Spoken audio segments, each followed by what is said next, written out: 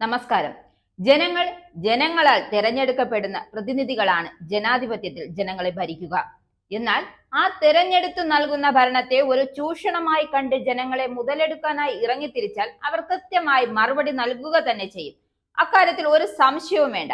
എന്ത് തന്ത്രവും മെനഞ്ഞ് അധികാരത്തിൽ വരാമെന്ന് കരുതുന്ന BJPക്ക് ഹരിയാനയിലെ തെരഞ്ഞെടുപ്പിൽ കൃത്യമായ തിരിച്ചടി കിട്ടും. അക്കാര്യത്തിൽ സംശയം വേണ്ട.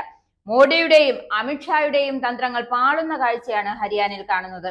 ഹരിയാന നിയമസഭാ തെരഞ്ഞെടുപ്പിൽ വോട്ടിംഗ് ആരംഭിച്ചിരിക്കുകയാണെന്ന്.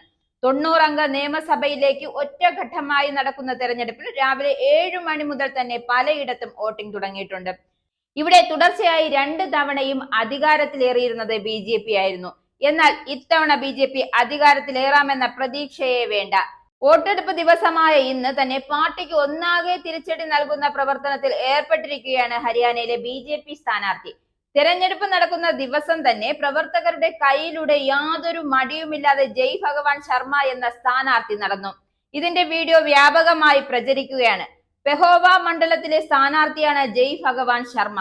കാറിലേക്ക് നടക്കുന്ന ശർമ്മയുടെ മുന്നിലേക്ക് മുട്ടുകുത്തിയിരുന്ന 2 കൈകളും നീട്ടിയിരിക്കുന്ന പ്രവർത്തകരാണ് ദൃശ്യങ്ങളിലുള്ളത്. യാതൊരു മടിയുമില്ലാതെ ശർമ്മ ഇവരുടെ കൈയുടെ മുകളിലേക്ക് നടക്കുന്നതും കാണാം.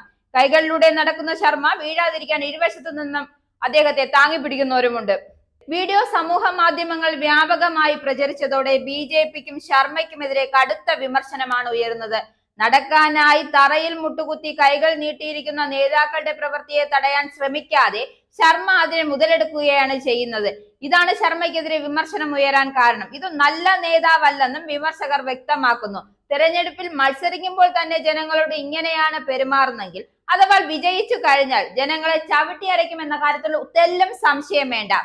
ജന്മി കുടിയാൻ വ്യവസ്ഥയൊക്കെ കഴിഞ്ഞത് ഇനിയും BJP അറിഞ്ഞിട്ടില്ല. എന്തായാലും BJPയുടെ ഈ പ്രവർത്തിക്കുള്ള തിരിച്ചടി ജനങ്ങൾ വോട്ടിംഗിന്റെ രൂപത്തിൽ മറുപടി നൽകുമെന്ന കാര്യത്തിൽ സംശയമില്ല.